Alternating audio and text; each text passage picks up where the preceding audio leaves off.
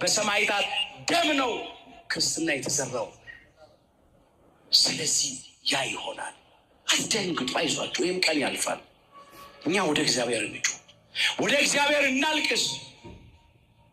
በግፍ የሚገደሉ በሃይማኖታቸው ምክንያት የሚገደሉ የዘመኑ ሰማዕታት ናቸው። በረከታቸው ይደርብ።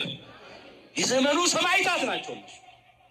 ግን ለራሳችን እናልቅስ፣ ለራሳችን እንዘን። አይዟችሁ፣ ተስፋ አትቁረጡ፣ አታማሩ፣ አታጉረምርሙ። እግዚአብሔር ለበቀል እንዲነሳ እንጩ፣ እግዚአብሔር እንዲፈርድ እንጩ። እግዚአብሔር ይነሳል።